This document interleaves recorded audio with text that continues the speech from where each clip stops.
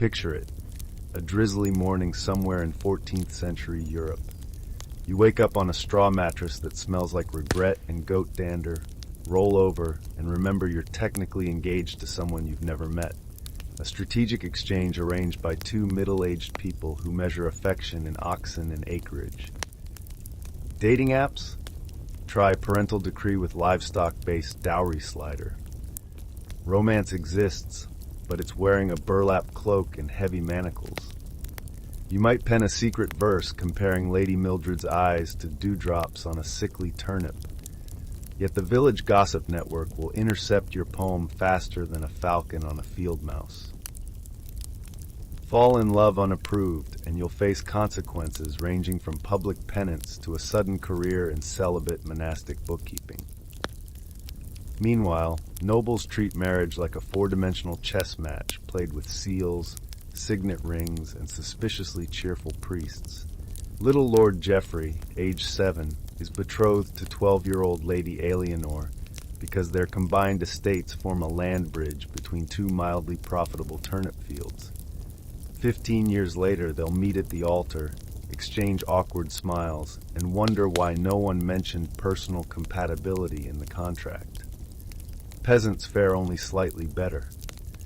Your mother eyes the neighbor's boy who thatches roofs without plunging to his death. Prime husband material. Dad admires the girl whose family owns the village's most photogenic goat. Negotiations commence over supper, and before you can say, "But I don't even like goat cheese," you're promised. Congratulations, you've been Tinder matched by people who think dental hygiene is sorcery.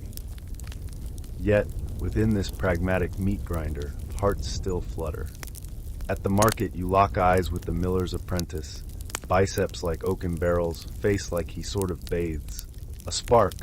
Alas, your family's dowry goose is worth less than his family's 70% intact wheat silo, so destiny says, try the monastery. Enter courtly love, the medieval solution for bored knights who want passion without the messy reality of actual relationships. Step 1. Choose a lady who's already married. Step 2. Pledge eternal devotion via depressing poetry that compares her laugh to bells ringing over distant graves. Seriously, medieval poets needed therapy. Step 3. Suffer beautifully. The goal is that nothing physical happens.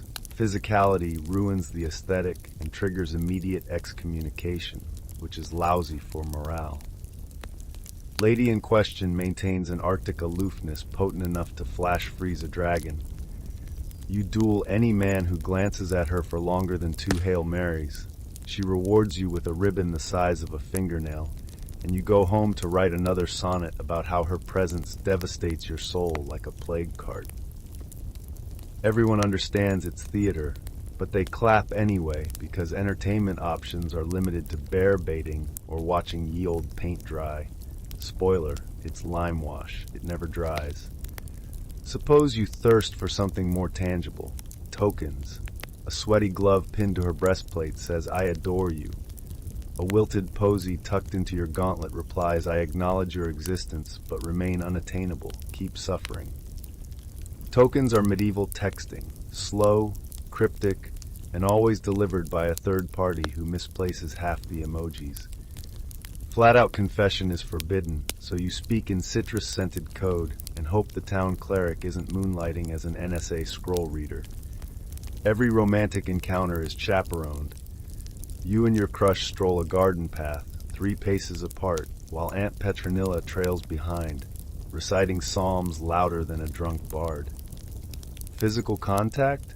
Perhaps a brief graze of fingertips when passing a jug of watered ale, followed by 40 lashes of guilt administered by your conscience and the local canon lawyer. Need privacy? Write a love letter, but put it in florid metaphors, or the Inquisition might subpoena your parchment. My yearning burns like sanctified incense ascending to the divine. Yes, excellent, sounds holy enough. Deliver via bribed altar boy or itinerant minstrel disguised as Amazon Prime. One misplaced comma and the message arrives wrapped around a salted herring. Now you're accidentally engaged to the fishmonger's daughter. Relief arrives at festivals. Under lurid banners and the scent of questionable meat pies, flirting is, technically, allowed. Dance the maypole, sneak handshakes behind flying ribbons, and pretend grandma's not tallying dowry livestock in the corner. Win the sack race, impress your beloved, and pray you don't break an ankle, because medieval healthcare is basically leeches and a pep talk. Commoner courtship keeps it real. You gift a solid turnip, she gifts a basket of eggs, mutual attraction confirmed. Conversation topics: rainfall, mold varieties, whether old Thomas fell in the well again. Proposals happen quickly. Shall we share a roof that leaks only on the east side? Seems reasonable. Cue the priest, signatures, and 50 relatives crammed into a one-room hut for the celebratory barley stew. Marriage equals contract. Vows recited, onions exchanged, ancestors appeased. Escape options slim. Divorce requires a Vatican-level miracle. Non-consummation due to divinely verified perpetual headache. Otherwise, resign yourself to separate straw piles and passive-aggressive psalm singing. Still, rebels exist. Lady Elena elopes with a penniless squire who smells of horse sweat and adventure. They wed in a chapel lit by 2 sputtering candles and a chicken witness. Her family erupts. Threats, lawsuits, mild siege. But sometimes love outruns lineage, and the scandal becomes a ballad sung by future minstrels who conveniently omit the smell. If marriage disillusions you, join a monastery. Vow of silence, vow of chastity, vow of developing intense eye contact with Brother Anselm during evening prayers. Forbidden love leaks through cloister walls. Cheese smuggled into Sister Beatrice's satchel counts as foreplay. Discovery means exile to an abbey so remote even Google Parchment can't locate it. Unhappy union? Too bad. You trade romance for endurance. He snores like a dying dragon. She communicates via eyebrow arch. Affairs happen behind barn doors. The parish knows, but as long as everyone confesses by Easter, social equilibrium remains intact. Should a spouse inconveniently die, plague, goose attack, spontaneous crusade, widowhood brings unlikely freedom. Suddenly you hold property, manage herds, and attract suitors who value your dairy cows more than your personality. Remarry for affection this time. Crazy concept. But before you dream of new love, consult the cosmos. Astrology decides if Venus is throwing shade. The church audits your family tree for hidden cousins. Spoiler, they're everywhere. A raven croaking at dawn? Relationship canceled. Love in medieval Europe is a labyrinth requiring livestock, Latin paperwork, and supernatural customer support. Yet people keep diving in because the human heart is gloriously disobedient. And that's only Act 1. Next comes Tamiris, Cyrus, and a blood-drenched wineskin revenge tale so spicy it makes courtly love look like a knitting circle. Ready? Just say the word. Slide your mental camera 3,000 miles east and 16 centuries back, straight into the saddle-sore world of the Eurasian steppe, where romance is whatever you can whisper over the roar of the wind, and diplomacy happens at arrow-point velocity. Here rides Tamiris, queen of the Massagete, part-time lawgiver, full-time existential nightmare for anyone with imperial ambitions.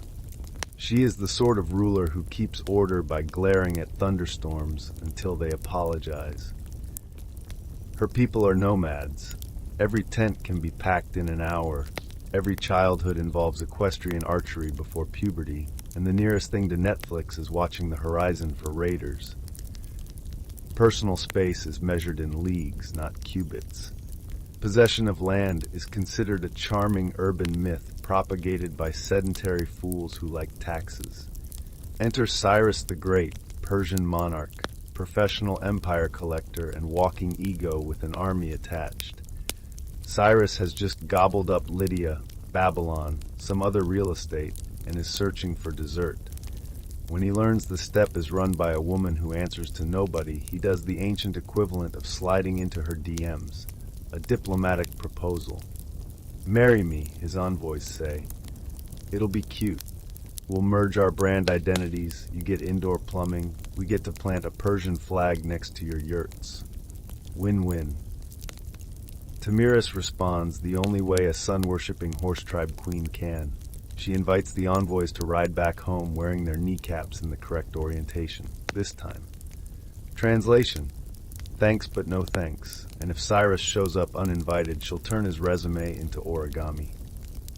Cyrus, unused to rejection, does what powerful men do when they misinterpret boundaries. He packs 100,000 troops and crosses the Araxes River, the geopolitical version of ninja kicking the front door. He even devises a sneaky plan, set up a fake luxury camp stuffed with Persian wine, abandon it, let the nomads wander in, get hammered, then ambush them. It's Home Alone with leather armor and much more arterial spray. Tamiris' son Spargapises leads the scouting party. They find the abandoned feast, inhale the unfamiliar grape juice like it's liquid enlightenment, and promptly lose the ability to stand, let alone draw a bow. Persian soldiers return, knives out, ends Spargapises' short military career with the bonus humiliation of captivity. Tamiris hears the news and feels something in her chest crack, an emotion halfway between motherly grief and volcanic wrath. She sends Cyrus a telegram carved into human femur. Return my son, retreat, and nobody gets vivisected. Refuse, and I swear by the sun you'll drink blood until your helmet floats. Cyrus, confident in his invincibility and apparently illiterate in femur, refuses. Spargapises chooses suicide over hostage life. And just like that, Tamiris' vengeance becomes the plot device of the century. Tamiris rallies the Massagetes with a war speech that doubles as an audition tape for the apocalypse. Picture hundreds of horsemen and horsewomen, armor that looks like it was stapled together from wolves, arrows as numerous as regrets, all unified by one grim objective: teach the Persians why geography teachers warn about the steppe. Cyrus arrays his troops on open ground, fondly imagining another quick massacre. Instead, the nomad cavalry hits like a sandstorm full of broken glass. Their arrows whistle, their lances puncture, and their queen rides dead center, red hair, in my head canon, whipping like a battle flag. Persian lines crumple, elephants malfunction, royal guards drop faster than wine-soaked scouts. Accounts describe the carnage with phrases such as bloodier than a butcher's ledger, and so many corpses the vultures filed a noise complaint. At the end lies Cyrus, formerly great, now just horizontal. Tamiris dismounts, regards the body as though deciding which cut of meat to smoke, then orders a wineskin filled, not with wine. The Persians watch, aghast, as Cyrus's head takes a final swim in a vintage labeled O-negative reserve. She addresses it like a strict teacher berating a disobedient student. You thirsted for blood. Drink your fill. Even Herodotus, a man who never met an exaggeration he didn't adopt, admits he couldn't have scripted anything more metal. Here's what Tamiris doesn't do: conquer Persia, rename Babylon New Steppadelphia, or found a bling-heavy dynasty. She simply rounds up her people, burns the battlefield to purify it, and rides back to her borderless homeland. The lesson is delivered, the debt paid, the point made so deeply that future Persian kings treat the steppe like an electrified fence. For historians, this is irritating. Conquerors normally leave inscriptions the size of billboards. Tamiris leaves wind and legend. That vacuum invites centuries of artistic fan fiction. Renaissance painters illustrate her holding Cyrus's head like a grotesque bouquet. Victorian moralists brand her both savage and virtuous, using her as Exhibit A for why you shouldn't anger widowed mothers with access to cavalry. Yet beneath the propaganda flickers a credible core. Archaeology confirms women in Saka-Scythian cultures fought and ruled. Herodotus may embroider details, but steppe queens were a thing, and Persian expansion did hit a bloody roadblock around 530 BCE. Even skeptics concede someone out there murdered an empire's poster boy and mailed his noggin back without postage due. Timurus' victory is not a footnote, it's a tectonic plate shift. Persia turns its ambitions elsewhere. Spoiler, the Greeks will complain about that later. Nomadic prestige skyrockets. Bards gain decades of fresh material. Every time a stepchild grips a bowstring, someone mutters her name for luck. Centuries later, when Mongol scouts gaze west, they inherit a cultural memory proving that empires bleed like anyone else. Meanwhile, sedentary scribes struggle with the optics. Female, barbarian, victorious, pick two. They solve the problem by mythologizing her into an Amazon fever dream, thereby keeping her heroic but safely unreal. Yet every so often her realness surfaces. A Massageté burial site yields a woman interred with weapons. Genetic studies hint the ruling class was as likely female as male. Historians cough politely and footnote Timurus, maybe not a fairy tale after all. And that, dear reader, is how grief forged a queen into a cautionary exclamation mark, a one-woman HR memo titled, "Do not harass the nomads." But our saga's momentum refuses to slow. The steppes' thunder morphs into camel bells of the Arabian desert, then into the iron shriek of Mongol hooves until finally, millennia later, it becomes the shrill whistle of a locomotive slicing America in half. Nomads become empires, empires build railroads, railroads blast buffalo, and somewhere in the dust, a new set of workers learns that progress is just another word for duck and cover. Thirsty for more? Give me the nod, and we'll gallop from Timurus's blood-soaked triumph straight into a grand tour of nomadic superpowers. Scythian tattoos, Bedouin hospitality, Mongol passport control, and onward to the bedeviled birth of the transcontinental railroad. Same humor, same darkness, same word-heavy payload. Just say next, and the story keeps riding. If the ancient world had possessed Wi-Fi, the steppe nomads would have used it only long enough to pirate a map, then ridden off before the loading bar finished.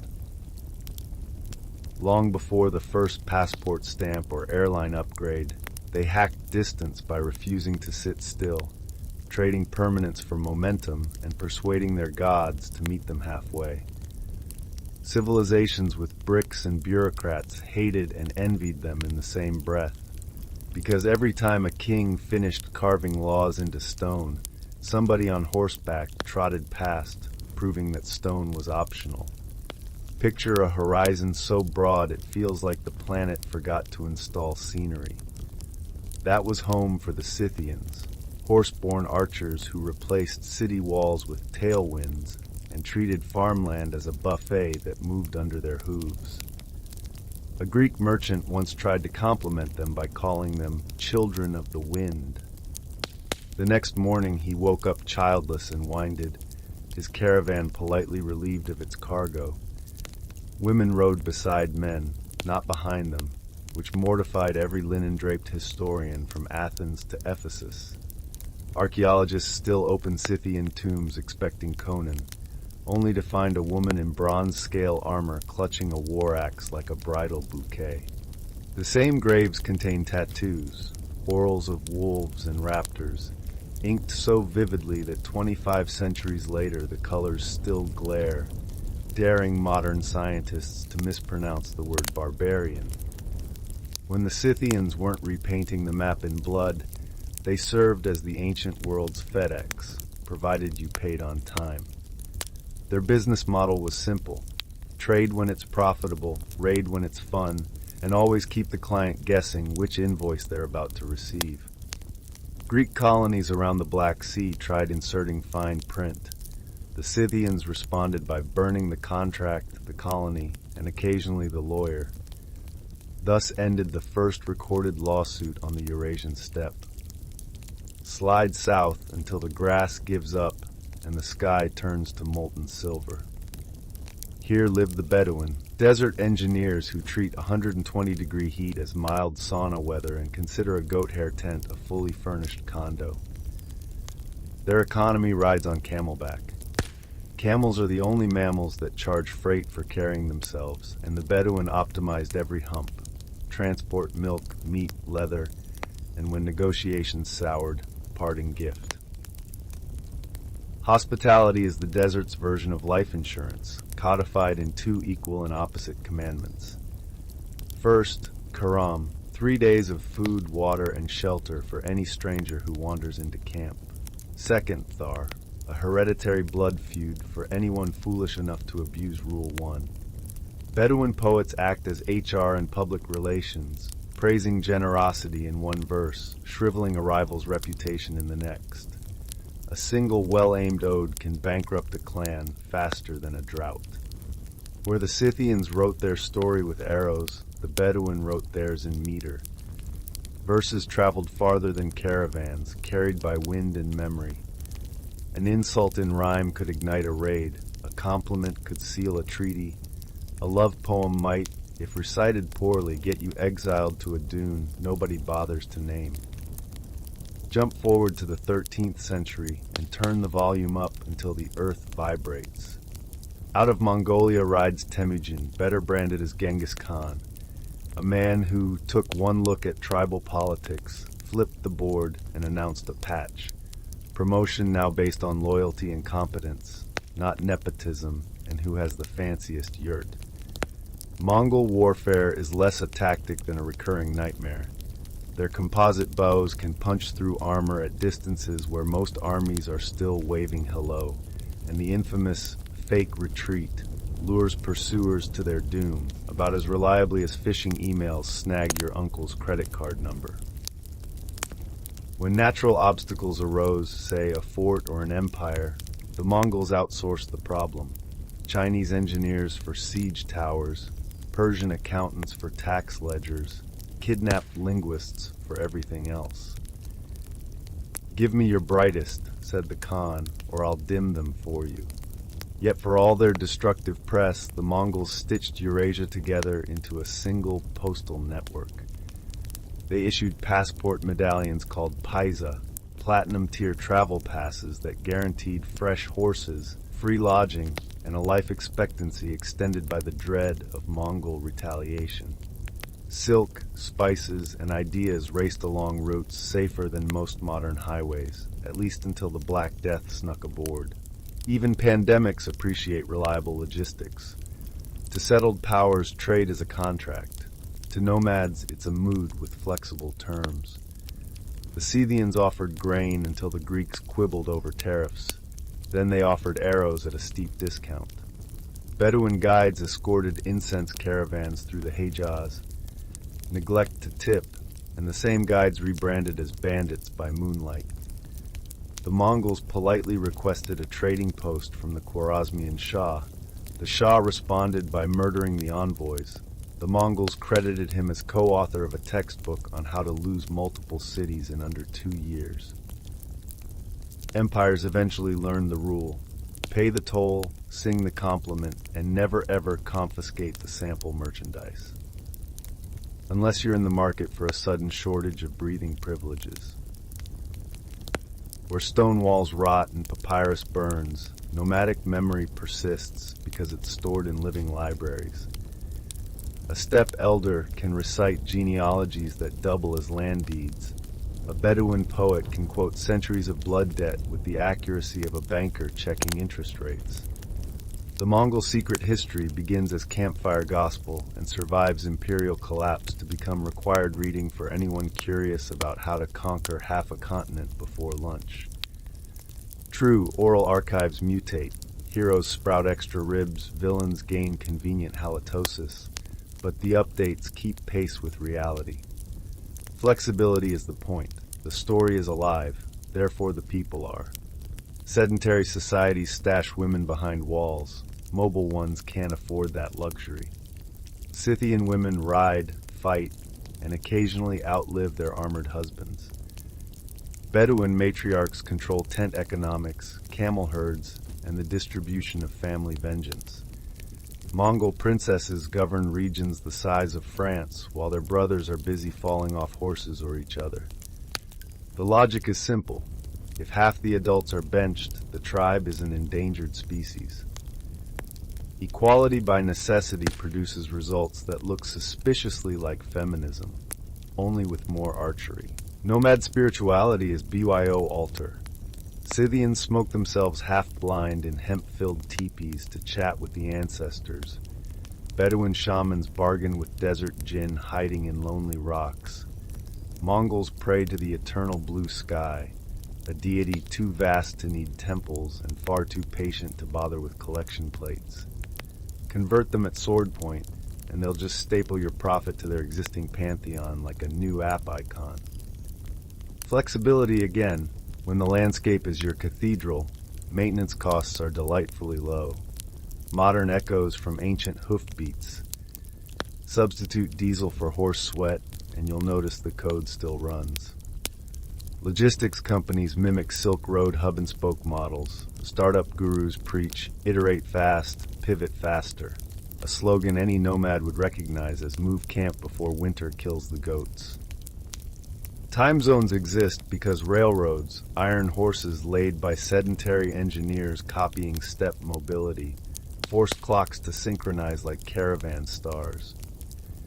Even the solar-powered van life influencer with 3 SIM cards and a composting toilet is chasing a diluted ghost of step freedom, though nobody warns them that Tamiris reserved the right to collect influence in heads, not hashtags.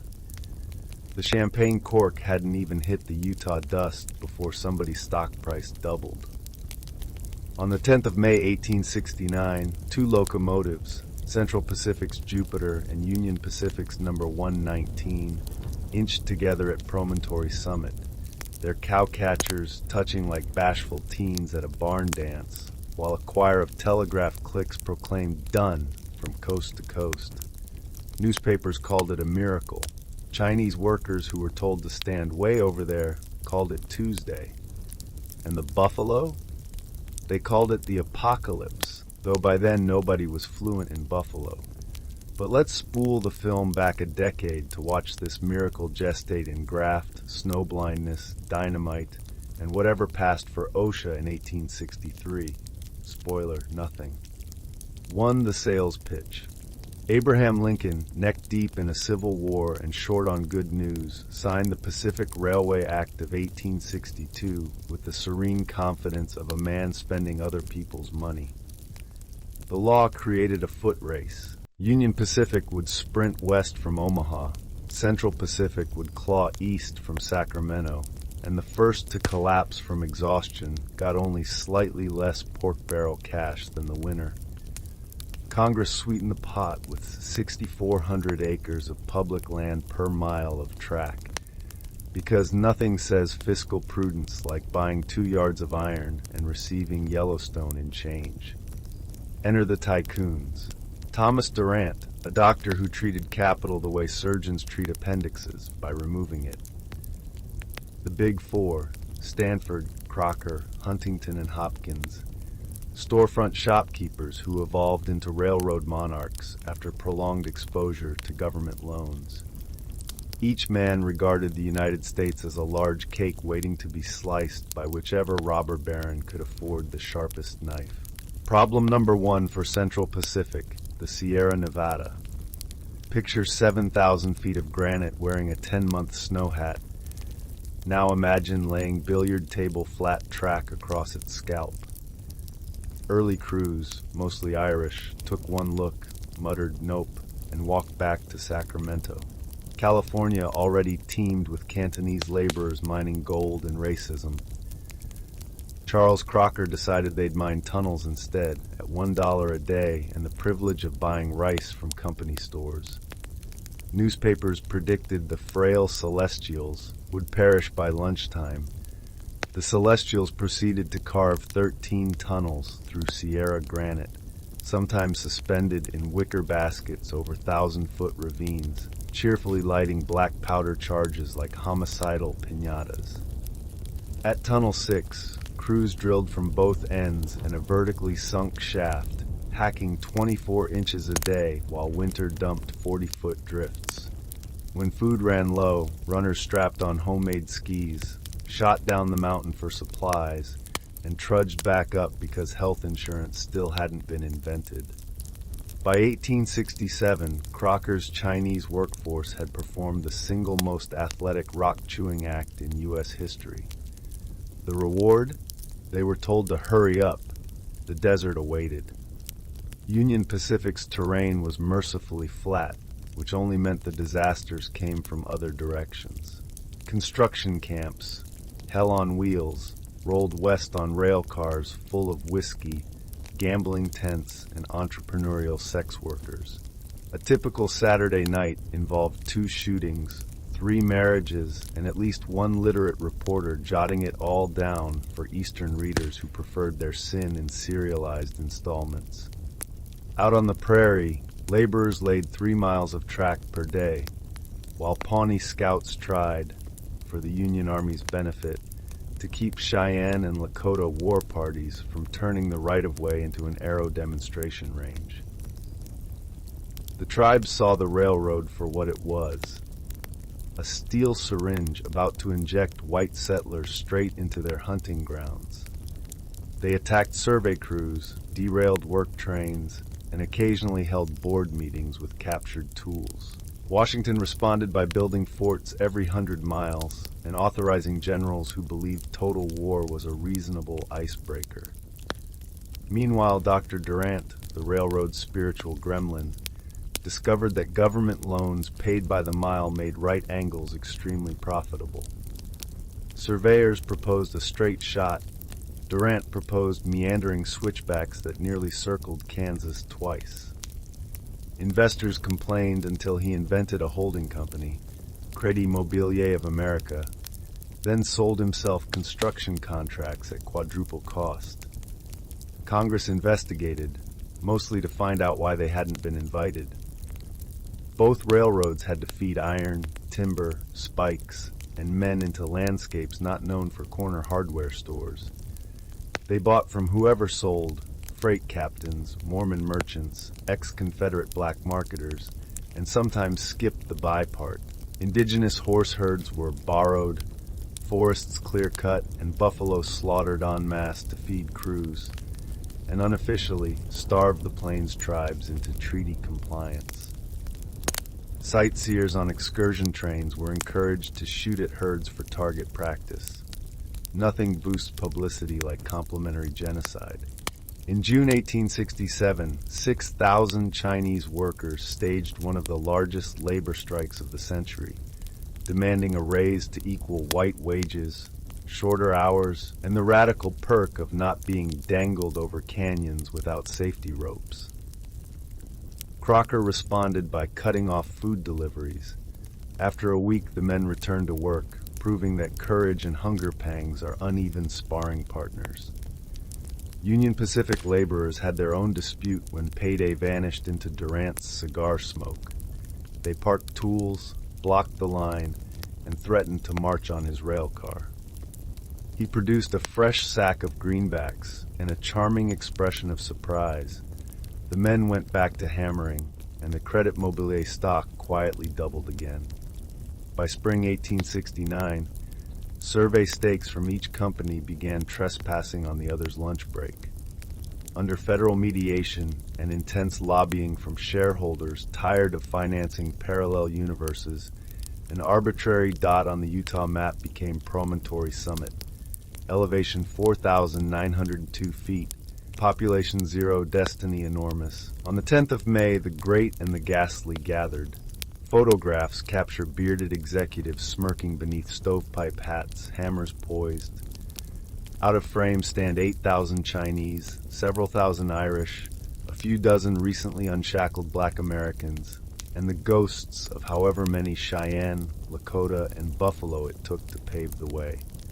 Leland Stanford swung, missed, tried again. A telegraph operator helpfully clicked done anyway.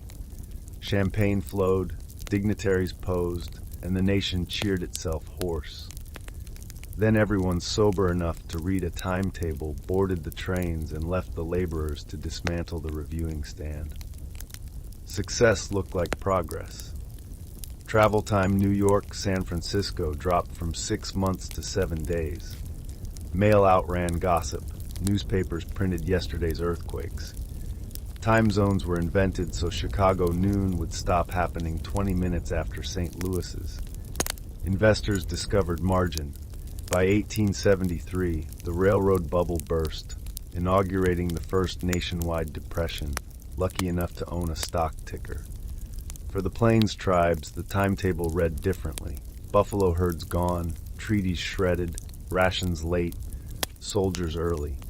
By the 1890 census, the frontier was declared closed, an obituary written in rail tie ink. Today, Interstate 80 shadows much of the old grade. 18-wheelers howl where locomotives once gasped. Tourists at Golden Spike National Historical Park watch replica engines kiss politely every hour, selfie sticks raised like peace pipes that missed the memo. A bronze plaque now lists Chinese railroad workers as if collective nouns count for credit. The buffalo herd in Utah's Antelope Island State Park survives behind a fence, safe from passengers, but not from history. And somewhere beyond cell service, a lonesome freight horn echoes across sagebrush. If you listen closely, you might hear other sounds riding that wind. The sigh of granite remembering drill bits, the dusty laughter of an Irish navvy who finally got paid, the whispered Cantonese of men who proved mountains break before they do, and the low, angry rumble of ghost buffalo still looking for the grasslands that steel erased. The moment the transcontinental engines hissed to a stop in 1869, America looked around the platform and realized no grown-ups were in charge. The Civil War was a fresh scab, federal coffers were emptier than a saloon on Sunday morning, and the brand new rails connected every market to every other market like a telegraph made of temptation. Into that vacuum swaggered a generation of businessmen who treated the Constitution less as a founding document than as terms and conditions nobody actually reads. They would soon be christened robber barons, a phrase coined by magazine writers who couldn't decide whether to envy them, interview them, or set them on fire. John D. Rockefeller, refining both oil and morality, the latter down to a slippery sludge. Rockefeller began respectably enough, a Cleveland bookkeeper who tithed 10% of every paycheck to the Baptist Church, then pocketed the other 90 to fund his budding oil empire. He didn't discover oil, he discovered vertical integration, the concept that if you control every step of production, nobody can overcharge you, including God. Step 1, buy refineries. Step 2, buy the barrel factories, the pipelines, the tank cars, the lawyers. Step 3, approach competitors with an offer that sounds like a prayer request. Sell to Standard Oil at my price, or may your rail freight rates ascend unto heaven. Railroads, still smarting from the credit mobilier hangover, signed secret rebate contracts, kicking cash back to Standard for each rival load hauled. Soon Rockefeller owned 90% of American refining capacity, and the price of a kerosene lamp-lit evening plummeted for every household, proving that a monopoly is just price gouging performed so efficiently it feels like charity. When cornered at hearings, Rockefeller smiled the tight grin of a Sunday school treasurer and explained that he was cooperating the industry for the public good. Congress agreed to study the matter, very slowly, while Standard bought another pipeline. Cornelius Vanderbilt, the Commodore, trades sales for steam and sentiment for stock options. Before railroads, Vanderbilt ran steamships with the subtlety of a boarding house brawl. He underpriced rivals until they accepted his buyout, then flipped to rail, snapping up New York's trunk lines so Wall Street commuters paid him for the privilege of arriving late. Vanderbilt's love letters to the market read, "All traffic is good traffic, unless it belongs to somebody else." When the Erie Railroad tried watering its stock to avoid takeover, the Commodore launched a furious raid called the Erie War, hurling $7 million at lawyers, legislators, and private detectives. The eerie trio, Jay Gould, Jim Fisk, and Daniel Drew, countered by bribing Albany overnight to legalize their counterfeit shares. Vanderbilt woke to discover he'd bought a warehouse of paper confetti. Lesson learned: in the Gilded Age, even the pickpockets carried fountain pens. Andrew Carnegie, steel so cheap it could afford a conscience. Carnegie started as a bobbin boy in a Pittsburgh cotton mill, graduated to telegraph wizardry, then fell in love with Bessemer converters, iron-eating behemoths that belched out cheap steel the way gossip columns spit rumors. He preached the gospel of wealth: acquire a fortune by any means short of arson. Retire before old age turns you sympathetic. Spend the remainder on libraries so the poor may read why they're still poor. Carnegie's gospel did not mention unions. When his homestead mill workers struck in 1892, he was conveniently vacationing in Scotland and left partner Henry Clay Frick to answer the door with 300 Pinkertons and a Gatling gun. 10 men died. State militia imposed order. The union collapsed. Carnegie eventually endowed a pension fund to salve his reputation, cheaper than granting one during the strike. Morgan viewed wealth the way a chess grandmaster views pawns, useful only when forming blockades. He didn't invent industries. He consolidated them, stapling competitors together until the line between market share and national resource blurred. In 1895, a gold reserve crisis threatened to drop the U.S. Treasury through the floorboards. Morgan and European partner Rothschild floated $65 million in gold, single-handedly bailing out Uncle Sam, for a tidy underwriting fee and a whisper clause that Washington kindly stopped bothering him. When reporters asked why a private banker should hold the Republic hostage, Morgan adjusted his waistcoat and murmured, "If you don't trust bankers, why use money at all?" While tycoons played monopoly with real land deeds, immigrants and rural refugees shoveled coal, stitched shirts, and shoved boxcars upgrade for 10-hour shifts. Wages bought bread if you skipped butter. Safety equipment consisted of hope and a rosary. Factory doors locked from the outside to discourage loitering, also known as escaping the fire. See Triangle Shirtwaist, 1911. But labor learned to spell solidarity. Knights of Labor, 1869, demanded 8-hour days and equal pay, collapsed after being blamed falsely for the 1886 Haymarket bombing. American Federation of Labor, Samuel Gomper's cigar-smoked parliament, pragmatic, craft-based, apolitical until you touched wages.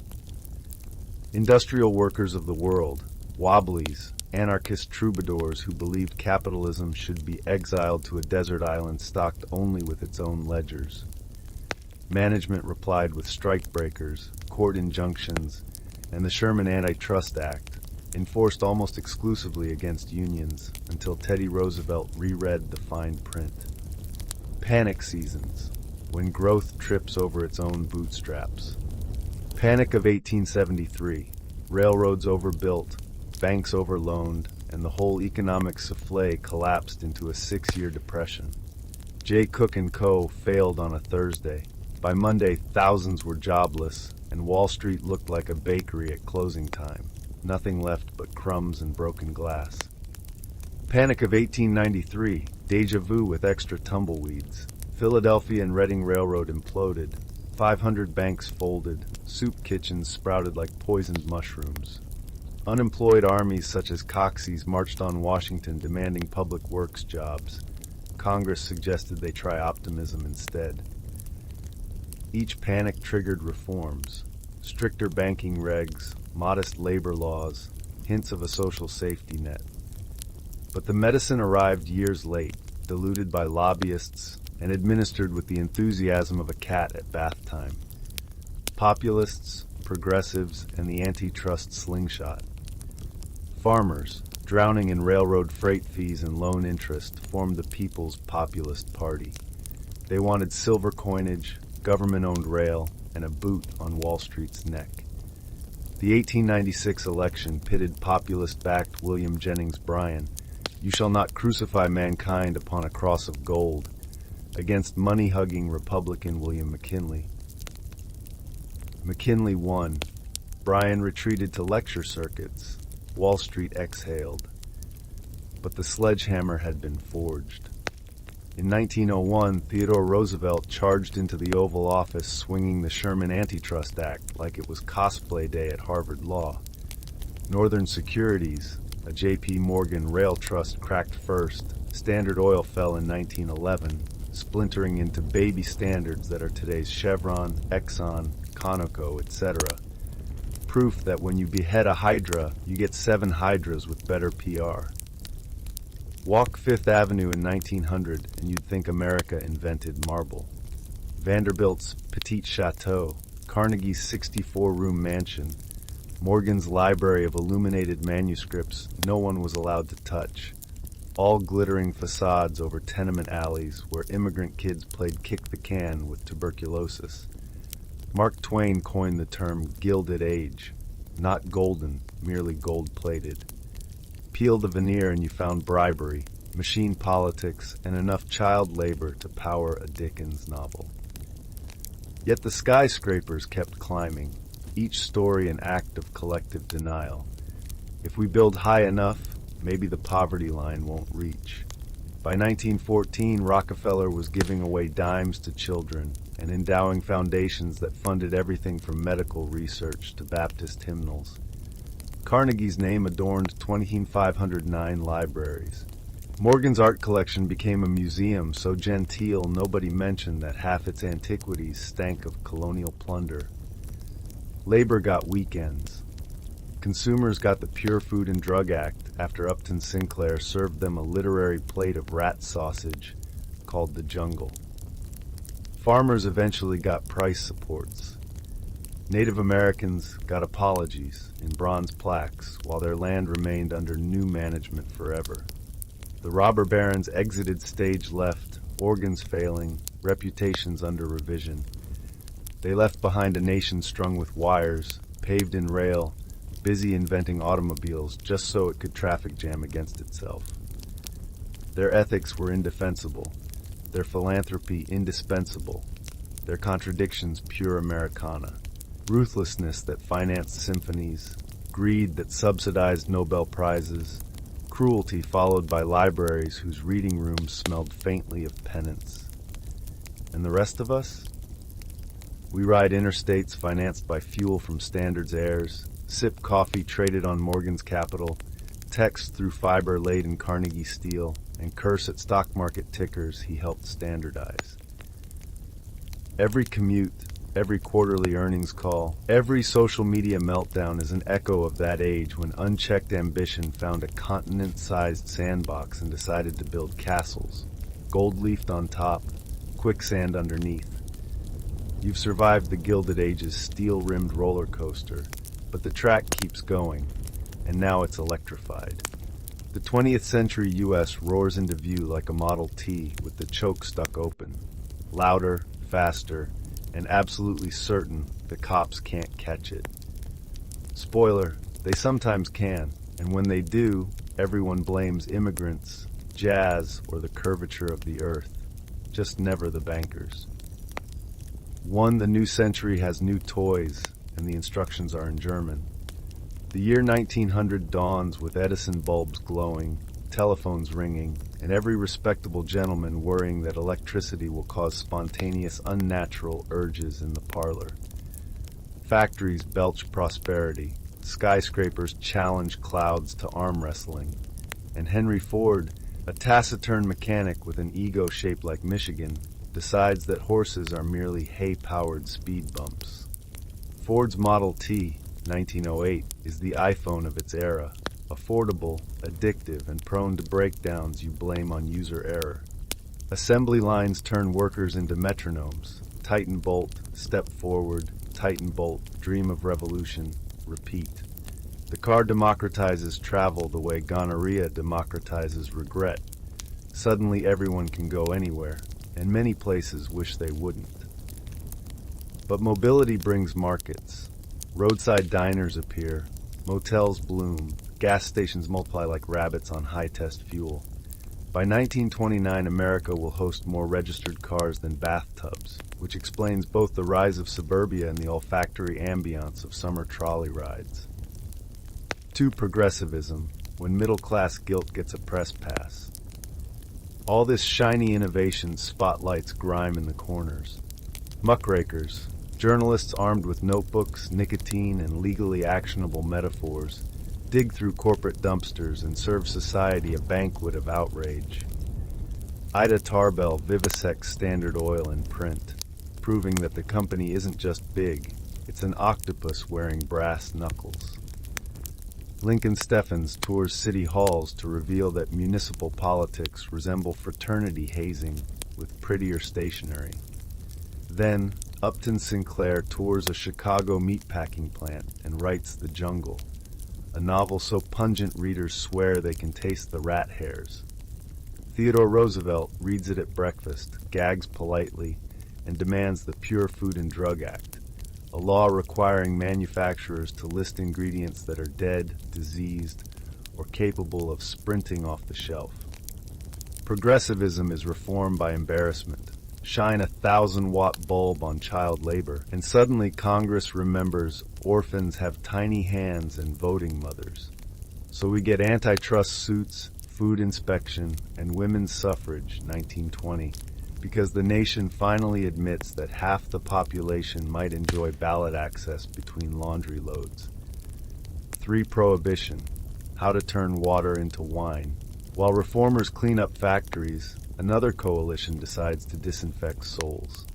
Temperance crusaders, steely-eyed matrons armed with hymnals and hatpins, conclude that alcohol causes poverty, violence, and men wearing trousers as neckties. Their solution: ban it all. Congress complies with the 18th Amendment, 1919, and the Volstead Act, trusting that outlawing liquor will be as easy as outlawing tornadoes. Overnight, legitimate breweries morph into yeast laboratories. Pharmacists prescribe medicinal whiskey, and grape juice companies print instructions. Warning: if you seal this juice in a jug for 21 days, it will accidentally become wine. Do not do this. Enter Al Capone, a dapper accountant of bullet holes, who turns Chicago into a cash register that rings in gunfire. Speakeasies multiply, jazz bands invent decibels, flappers ditch corsets for cocktails. Prohibition doesn't eliminate drinking, it rebrands it as cardio. Climb the back stairs, dodge the raid, hide beneath a piano. By 1926, the federal government needs more agents to police liquor than to chase counterfeit money, which is ironic because booze profits are funding half the counterfeiters. 4. The Great Migration and the birth of the black metropolis.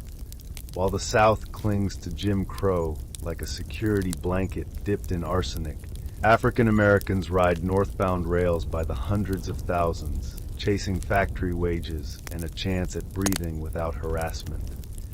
They carry blues chords, barbecue secrets, and a bone-deep determination to be heard. In Harlem, the cultural Richter scale registers a 9.0. Langston Hughes writes poems that make English professors weep into tweed. Zora Neale Hurston records folk tales sharper than barbed wire. Duke Ellington's orchestra transforms syncopation into a weapon of mass seduction. White patrons call it the Harlem Renaissance, as if black genius only counts when it hosts a theme party. But the art lasts, and so does the demographic shift. Chicago, Detroit, Pittsburgh, whole neighborhoods reborn overnight, proof that trains move more than cargo. They move consciousness. 5. Wall Street rides a rocket and reserves no return ticket. Meanwhile, the stock market discovers a new chemical element: leverage. Brokers whisper that share prices can only rise because modernity is perpetual motion with a ticker symbol. Ordinary clerks open margin accounts, mortgaging next year's groceries for a sliver of RCA. Radio, aviation, refrigeration. Every invention points to infinite profit. Just ignore that weird grinding noise near the engine. The Federal Reserve, created in 1913 to tame boom-bust cycles, spends the roaring 20s playing the world's longest game of see no evil. Banks lend brokers money, who lend speculators money, who lend their barbers money, and the collateral is a pyramid of IOUs signed in disappearing ink. Then on Black Tuesday, October 29, 1929, the market drops faster than a soprano's jaw at a burlesque show. Margins are called, fortunes evaporate, millionaires defenestrate. By sunset, sidewalks on Wall Street are sprinkled with ticker tape and existential dread. Newspapers struggle for new synonyms for plummet. President Hoover assures the nation that prosperity is just around the corner, which sounds encouraging until people notice they're living in a circle. 6. The dust comes for those the bank didn't finish off. As credit collapses, Mother Nature stages her own foreclosure across the Great Plains. Decades of overplowing plus drought convert topsoil into airborne shrapnel. Black blizzards roll from Texas to the Atlantic, darkening noon, infiltrating lungs and convincing Midwesterners that maybe Moses had a point about Egypt. Families load battered Fords and follow Route 66 to California, trading farms for migrant camps and discovering that the Golden State has quotas on hope. John Steinbeck scribbles The Grapes of Wrath, prompting Congress to ask whether an author can be tried for treason if his prose makes the investors cry. Answer, not yet. 7. FDR, a man, a microphone, and 13 million unemployed roommates. Enter Franklin Delano Roosevelt, a patrician with polio and a voice like warm brass. In 1933, he barrels into the White House announcing a New Deal. Nobody knows what it is, but it sounds delicious. First order of business: shut the banks for a holiday longer than Christmas in retail. When they reopen, deposits are now insured by the FDIC, making savings accounts feel less like roulette. He summons Congress into a 100 days frenzy that passes alphabet soup agencies faster than newspapers can invent snarky acronyms: CCC, WPA, TVA. Young men plant forests instead of doubts. Artists paint murals of heroic factory workers 2 weeks after those factories close. Critics howl socialism, but voters prefer organized experiments to free market indigestion. FDR's fireside chats break radio ratings. Millions huddle around Philco sets while he explains bank mechanics using metaphors about corn silos and common sense. Tone so soothing you forget he's casually restructuring capitalism. 8. Bootleggers become bankers. Bankers become bootleggers. Occupation swap day. Prohibition limps into its 13th year like a wheezing camel hauling a keg. Public opinion sours when citizens realize their government would rather chase bartenders than bankruptcy. Wall Street wants liquor taxes to prop up revenues. Progressives want to drown Al Capone's profits. Franklin Roosevelt obliges with the 21st Amendment, 1933, the only constitutional amendment adopted to erase a previous one, proof that national hangovers can last a decade. Speakeasies rip off false walls, rebrand as lounges, and hire the same jazz bands at union wages. Bootleggers pivot to loan sharking, because once you've mastered distribution networks and bribery, finance feels like downgrade difficulty. 9. The radio age, when ads learn to sing about dandruff technology, continues its courtship with attention spans. Radio stations bloom, selling soap operas literally about soap. Families gather nightly for dramas, baseball, and a brand new horror called The War of the Worlds, 1938, that convinces half of New Jersey it's under alien invasion. Lesson: never underestimate America's willingness to panic between commercials. At the same time, Hollywood refines talkies, and The Jazz Singer, 1927, breaks the silence barrier, though unfortunately with blackface. By the early 30s, films are churning out escape fantasies where dashing gangsters rob banks because the audience secretly wants to. The Hays Code soon censors screen sin, ensuring criminals die by final reel so ticket buyers can leave morally superior. 10 Legacy check. What's left standing after the party ends? By 1933, the nation is simultaneously broke and bursting with cultural protein. Skyscrapers spider over avenues, but ankles peek through worn shoe soles. Jazz riffs leak from basement clubs while breadlines snake past them. Wall Street has replaced raucous trading with a devastated whisper, yet expert committees promise safeguards, leading eventually to the SEC, a hall monitor with a badge forged from previous catastrophes.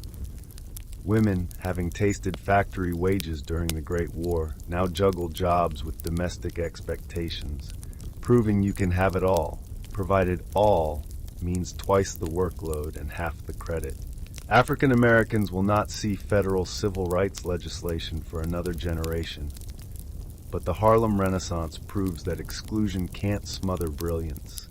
It only changes the venue. As for Prohibition's moral crusaders, they retire to temperance societies, documenting statistics that confirm America still drinks, only now it also dances, votes, and listens to swing records at volumes that would liquefy a Victorian corset. The United States staggers out of the 20s like a boxer who won on points but forgot his car keys inside the ring. Economic disaster forces introspection. Technological marvels hum in the background, waiting for the signal to roar again. The stage is set for bigger shows: World War, atomic fire, suburban sprawl, and the day TV learns to babysit democracy. Tonight we're cranking the national phonograph to the deepest groove remix America ever attempted, hauling the country out of the Great Depression, blasting through World War II, and crash landing in a suburb stuffed with TV dinners and tail-fin Cadillacs. Strap in, FDR's at the wheel, Rosie's on the rivet gun, and somewhere in the back seat, a teenage Elvis is learning to wiggle his hips at dangerous frequencies. Act 1, 1933. The government starts cosplaying as a work crew. You wake up in 1933 with a wallet full of dust and a resume that mainly lists survived Tuesday. Enter Franklin Delano Roosevelt, rolling up in a stolen Roman chariot, shouting, "New Deal," like it's buy one, get one at the Apocalypse Bazaar. Suddenly, alphabet agencies pop up faster than hiccups after bathtub gin. CCC? That's 3 C's of lightly supervised tree planting that doubles as a fitness boot camp for unemployed lumberjacks. WPA? Think of it as Etsy for infrastructure. Bridges, murals, and enough roadside bathrooms to keep Manifest Destiny fully hydrated. SSA? The government's promise to send you birthday money long after your teeth have unionized and left town. Critics scream socialism, but FDR just flashes his cigarette holder like a wand, and congressmen turn into ducks, voting yes while quacking about fiscal responsibility. Meanwhile, Mother Nature, never one to miss a hate crime opportunity, yanks the topsoil off the Great Plains and yeets it into the Atlantic. The Dust Bowl is half climate disaster, half cosmic exfoliation. Families chase rumors of California like it's a promised land of free oranges and zero existential dread. They arrive to find more dread plus citrus. Act 2, 1941. Surprise, we're in a world war. Just when the economy's patched together with government IOUs and chewing gum, global fascism kicks down the door like a drunken landlord. December 7th hits. Pearl Harbor turns the Pacific into a flaming debris salad, and isolationism is canceled harder than a problematic tweet. Congress declares war faster than you can say draft deferment, and the nation goes from bread lines to assembly lines overnight. Women flood factories. Rosie the Riveter flexes a bicep that could bench press Mussolini. Plutonium becomes a household name in top-secret desert towns where scientists chain smoke and accidentally invent the sun in a jar. Ration books teach civilians the fine art of bartering nylons for black market steak. Everybody plants victory gardens, but mostly harvests anxiety. On the front lines, GIs discover two universal truths. Instant coffee tastes like scorched mud, and trench foxholes make excellent bathtubs during rainstorms. They bring home trophies ranging from Nazi pistols to tropical diseases, plus an ironclad determination never to eat canned Spam again. The war ends with a pair of blinding flashes over Japan, humanity's proof of concept for doomsday. Soldiers return to ticker-tape parades, PTSD, and government-subsidized college, courtesy of the GI Bill. America blinks, stunned, and sprints into Act 3, 1946 to 1953, Suburbia, or How We Learned to Stop Worrying and Love the Lawn. The baby boom detonates like biological confetti. Hospitals crank out infants so fast the stork files for overtime. Levittown mass-produces houses the way Ford cranked Model Ts, only with more pastel paint and less legroom.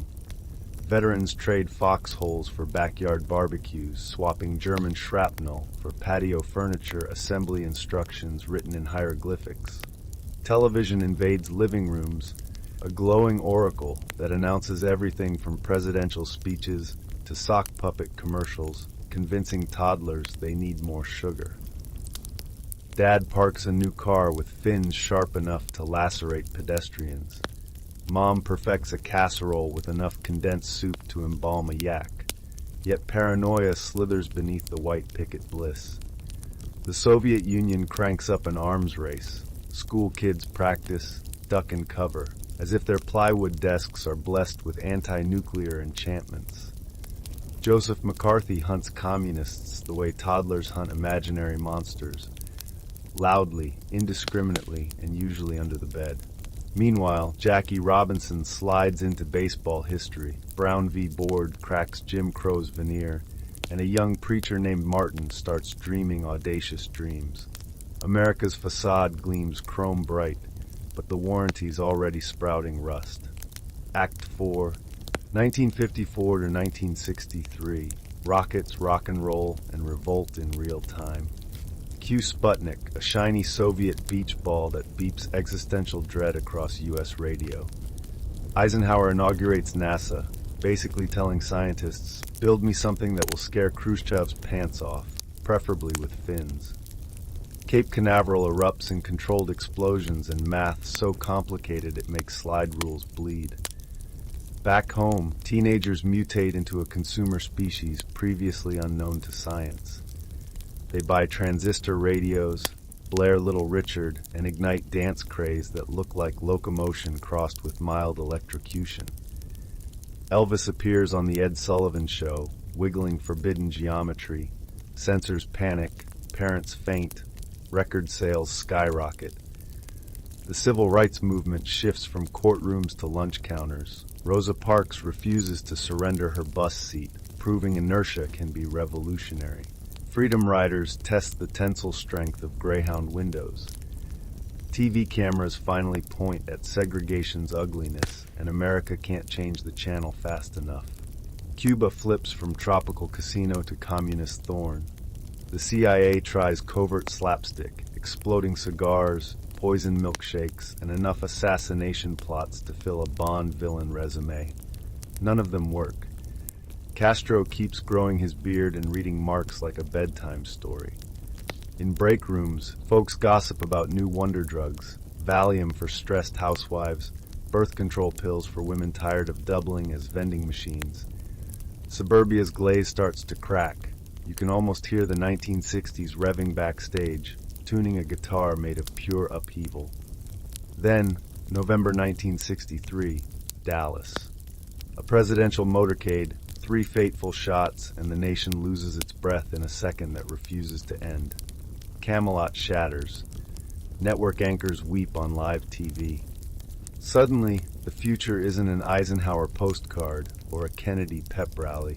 It's a question mark the size of Cape Canaveral's sky. And that, dear night owls, is how America catapulted from Dust Bowl despair to the brink of the space age. In just 3 decades flat, powered by government IOUs, wartime adrenaline, and the collective delusion that a 2-car garage equals paradise. We've laid the tracks, fired the rockets, ice the casserole. But tectonic plates under that shiny linoleum are rumbling. Vietnam's jungle heat, psychedelic soundtracks, and systemic reckonings are queuing up off stage. The screen flickers back to life in 1964, still smudged with tears from Dallas. Lyndon Baines Johnson, a Texan the size of a grain silo and twice as blunt, barges into the Oval Office like a substitute teacher determined to finish the semester's lesson plan. With a voice equal parts gravel and gospel, he signs the Civil Rights Act, slapping Jim Crow so hard the feathers fly for everyone to see. Segregationists howl, activists barely pause to cheer. There's a voting rights mountain dead ahead, and Martin's marchers have already laced up their Sunday shoes. Half a world away, a different march boots up. Vietnam, a humid Rube Goldberg device of colonial hangovers, domino theories, and jungle that eats helicopters for breakfast. Johnson escalates with Gulf of Tonkin swagger, promising light at the end of the tunnel. The tunnel obliges by stretching into infinity and sprouting booby traps. Draftees swap sock hops for rice patties, discover that search and destroy mostly searches for sanity and destroys it, then mail cassette tapes home full of insect noises and questions no president wants to answer. Back on the home front, the youth decide if the elders can't locate wisdom, they'll locate freedom instead. They grow their hair, shed their bras, and rename the living room floor the conversation pit. College quads bloom with protest banners, draft cards perform spontaneous combustion, and Bob Dylan plugs in an electric guitar, shocking folk purists the same week General Electric shocks peasants with napalm. 1967 rolls around in tie-dye Technicolor. San Francisco's Haight-Ashbury turns into a psychedelic Petri dish where teenagers attempt to distill peace, love, and better guitar solos from LSD-flavored Kool-Aid. For a moment, the air feels lighter, as if gravity agreed to a ceasefire. But gravity always collects its debts. Free clinics overflow, landlords double the rent, and Charles Manson scribbles his audition for the apocalypse in someone else's blood. 1968 arrives like a bar fight bottle to the back of America's skull. In April, shots ring out from the Lorraine Motel balcony. Memphis wails, hope bleeds on a second-floor railing. 2 months later, Los Angeles kitchen, same caliber, another dream collapsed in a pantry. Chicago's Democratic Convention follows, police batons versus anti-war chants in a televised steel-toe ballet. The nation wonders if its television set is broken, or if reality is diagnosis still pending.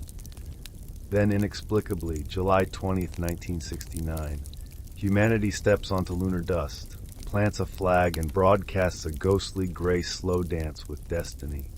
Neil Armstrong mumbles about small steps, but at that distance every syllable sounds gigantic. For one night the war quiets, riots pause, and Earth holds its breath, a blue marble in the fist of infinity. By the next morning, traffic reports are back to normal and the moon resumes its silent orbit. Slightly offended, we didn't bother to stay for coffee. The 70s kicked down the door wearing polyester and a hangover. Richard Nixon, equal parts paranoia and 5 o'clock shadow, perfects the art of talking to tape recorders that talk back. He ends the draft, opens a diplomatic fortune cookie labeled China, then tries to seal his place on Mount Rushmore with masking tape and hush money. Watergate unspools like a noir film penned by the Marx Brothers. Soon the only thing tighter than Nixon's jowls is the noose of his own recordings. He resigns mid-swelter, waving a victory sign that feels suspiciously like a boomerang. Gerald Ford stumbles into the presidency, literally, on occasion, pardons Nixon, and presides over the economic equivalent of a spin cycle set to tornado. Jobs vanish, gas lines curl around blocks like apocalyptic conga dancers, and everybody learns the word stagflation, which sounds like a venereal disease but hurts the wallet instead. As wallets wilt, culture flees to the dance floor. Disco balls descend like mirrored UFOs. Saturday Night Fever convinces grown men to weaponize chest hair. Studio 54 becomes a revolving door where celebrities, powdered substances, and Studio 54's power bill play hot potato until dawn. In a Bronx apartment tower, meanwhile, bored teenagers retrofit turntables into plasma cutters and carve hip-hop's first hieroglyphs into vinyl. Most radio executives shrug, no guitars, no chants, while block parties roar into the night, birthing beats that will eventually colonize the planet one rhyme at a time. 1977, New York City blacks out, literal darkness swallowing figurative decay. Looters treat appliance stores as post-apocalyptic piñatas. Amid the chaos, underground musicians raid pawn shops for discount amps, wiring punk rock's defibrillator with stolen extension cords. The Sex Pistols sneer across the Atlantic, yelling that there's no future. Suburban kids promptly buy safety pins and future-proof their boredom. On the energy front, OPEC twists the faucet again, and America's love affair with the automobile enters couples counseling. Jimmy Carter appears on television in a cardigan, diagnosing a crisis of confidence, which is like telling a sinking ship it has steam issues. He installs solar panels on the White House roof. Critics laugh until G7 summits begin requiring snorkels. Iran dethrones its Shah and snatches embassy hostages. Gasoline creeps toward museum artifact status. Through it all, 1979's summer airwaves belong to Gloria Gaynor's Declaration of Survival and Margaret Thatcher's Declaration of Austerity. The Soviet Union invades Afghanistan, apparently mistaking it for a pleasant winter retreat. Charlie Wilson sharpens Congress's checkbook for a proxy snowball fight. Pope John Paul II survives an assassination attempt. Mother Teresa wins a Nobel. Apple releases a computer that looks like a plastic bread box but contains the seed of tomorrow's addiction. And somewhere in California, a former actor with excellent hair practices, a line about mourning in America, ready to audition for a role that will rewrite the next decade's script. The curtain quivers, the synthesizers warm up, and the 80s wait in the wings, wearing shoulder pads large enough to shade the national debt.